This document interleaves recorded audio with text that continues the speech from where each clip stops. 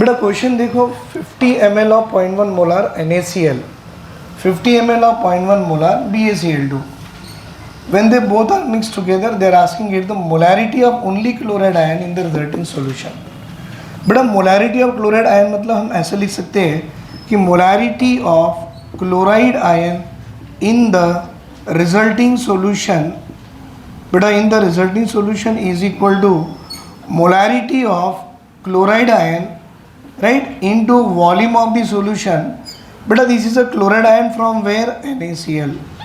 Then plus molarity of chloride ion into volume, and this is a molarity of chloride ion from which salt? Beta BaCl2 by shall write V1 and V2. This is a volume V1 and V2.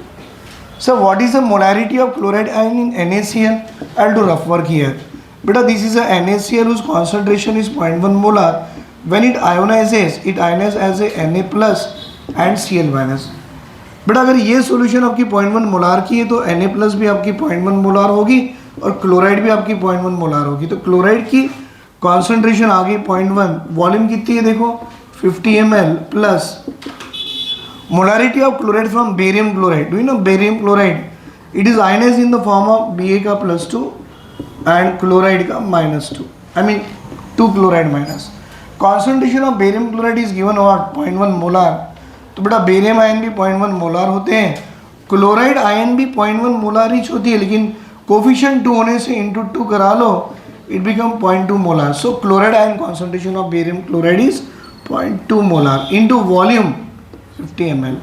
बेटा V1 plus V2 50 plus 50, अब ये आ जाएगा 5 plus by 10 bye 100 15 bye 100, और जानते हो 15 bye 100 कितनी होती है 0.15 मोलार. इसमें answer option 3 is the correct answer. लिख लो बेटा इसे. बेटा ये सेकंड क्वेश्चन देखो, यहाँ पे सेकंड क्वेश्चन में दे रहा है कि find the volume of 0.1 molar of K2Cr2O7 required to oxidize 20 ml of 0.6 molar FeSO4 in acidic medium. बेटा यहाँ देखो डाइक्रोमेट आयन लिखा जाता है Cr2O7 2 माइनस, और वो एसिडिक मीडियम में आयनाइज होता है Cr+3 में. क्रोमियम की ऑक्सीडेशन नंबर +6 है और +6 से +3 को गए तो oxidation number decreases by 3 unit. बेटा ये यूनिट जो ऑक्सीडेशन नंबर जो डिक्रीज हो रही है 3 यूनिट से, it is only for 1 chromium. हमारे पास 2 क्रोमियम है तो multiply with 2 decreases by 6 unit. मतलब मैं लिख सकता हूँ कि इस डाइक्रोमेट आयन की वैलेंसी फैक्टर है 6. दूसरा बेटा फेरस सल्फेट को लिखा जाता है Fe+2 ferrous and converted into ferric +3. +2 से +3 it is increases by 1 unit. मतलब इसकी मैं वैलेंसी फैक्टर लिखूंगा इट इज़ इक्वल टू 1. जब भी ऐसे दो आपको सॉल्यूशंस दे देंगे एक मीडियम में और किसी की मोलैरिटी वॉल्यूम दे दे और मोलैरिटी दे के वॉल्यूम पूछे, तो ये कंसेप्ट करना कैसे. ये रहा आपका डाइक्रोमेट आयन और ये रहा आपका फेरस आयन. बेटा यहाँ पर लिखा जाता है normality 1 of this equal to normality 2 of this 1. अच्छा नॉर्मलिटी नहीं दिया पर आपको मालूम बेटा normality is equal to molarity into valency factor लिखा जाता है. So in place of normality what we can do molarity 1 into volume 1 into valency factor 1 of dichromate. In place of N2, I will write molarity 2, volume 2 into valency factor 2 of the ferrous sulfate. अब molarity 1 देखो dichromate की दी गई है. What is that? 0.1. Volume निकालनी है. Valency factor dichromate की 6 है. बेटा मोलारिटी देखो फेरस सल्फेट की दी है 0.6 into volume 20 ml into valency factor आपने निकाला 1. सॉल्व करो बेटा, ये पॉइंट से पॉइंट कट गया, 6 से 6 कट गया.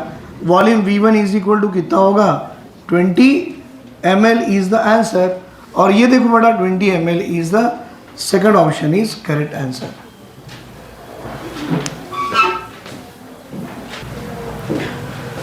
बेटा ये क्वेश्चन में आपको सॉल्यूशन दिया है and it is obtain by mixing some 300 gram of this solution and 400 gram of this % solution by mass. What is the mass percentage of the solute. बेटा ये फॉर्मूला ऐसे होता है देखो, mass percentage of the solute should be equal to total weight of the solute, मतलब आपके पास जो solute है ना उसकी total weight by total weight of the solution कर लेना, total weight of the solute by total weight of the solution into 100। अच्छा, ये total weight of the solute निकालेंगे कैसे? तो एक काम करो ना बेटा, यहाँ पर आपको जो जो दिया है पहले वो उठा लो।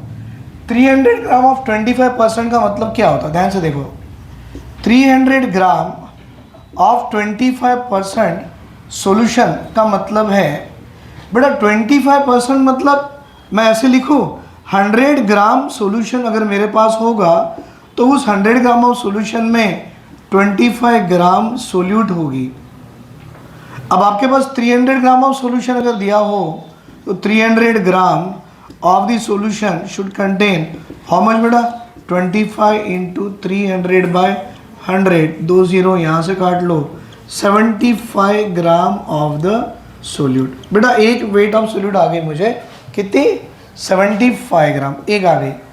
दूसरा बोल रहा 400 ग्राम ऑफ 40%, चलो वो भी बना के देखेंगे। सर 400 ग्राम ऑफ 40% सॉल्यूशन, अब इसका भी अंदाज़ा ये लगा लो, 40% का मतलब है 100 ग्राम of the solution contain 40 gram of the solute, और आप में आपके पास एक्चुअली दिया कितना है? 400 ग्राम।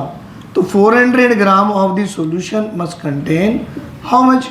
40 इंटू 400 बाय 100। बेटा ये दे यहाँ से काट लो, it is a 160 gram of the solute. तो मुझे बताओ total weight of the solute कितने लिखेंगे बेटा? Total weight of the solute एक में 75 75 और एक में 160 बाय, बेटा what is the total weight of the solution? 300 gram plus 400 ग्राम, ये आ गया 300 ग्राम प्लस 400 ग्राम, और ये मल्टीप्लाई विथ क्या आ गई? 100। कर लो बेटा, ये कितना आता? बाय 700 इंटू 100, 1 2 1 2, 235 बाय 7 करा लो बेटा, 7 3 21 25 आ रहा, राइट? 3 21 4 आ रहा, 40 6 आगे करते रहो बेटा, आंसर आएगा। और देखो आंसर आपके पास ऑप्शन नंबर 3 आ गया, 33.6% is the mass percent of the solute in the given solution. बेटा यहाँ पे ये सेकंड सवाल देखिए कैसा दिया है कि equivalent weight of the ammonia as a base पूछ रहा है। बेटा अमोनिया अगर आपका बेस है लेट अस से NH3, तो मैं आपको बताऊँ इस अमोनिया की मॉलिक्यूलर वेट कितनी आएंगी? बेटा molecular weight is equal to 17। कैसे? नाइट्रोजन की एटॉमिक वेट है 14 प्लस हाइड्रोजन की एटॉमिक वेट है 1, बट नंबर ऑफ हाइड्रोजन 1 होने के कारण इट इज इक्वल टू 17। बेटा ये अमोनिया बेस है, अगर वो बोल रहा है ये बेस है, और आप जानते हो बेस में आप क्या देखते हो बेटा? एसिडिटी। एसिडिटी का मतलब है number of replaceable OH minus ion.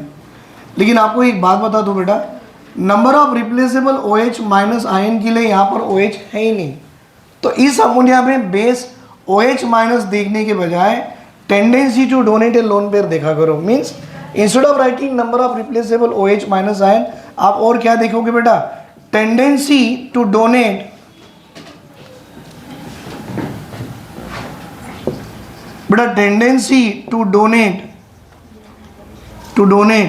Number of lone pair. बोलो कितने नंबर ऑफ लोन पेयर? एक। बेटा एक लोन पेयर में 2 इलेक्ट्रॉन है, मतलब मैं बोलूँ इसकी अभी एसिडिटी कितनी आएंगी? 1। और आपको निकालना क्या है? इसकी equivalent weight of ammonia, it is equal to what बेटा? Molecular weight by valency factor भी लिख सकते हो, और मॉलिक्यूलर वेट 17 है, वैलेंसी फैक्टर 1 है, तो इक्विवेलेंट वेट ऑफ अमोनिया कितनी आएंगी? 17। Answer should be first option.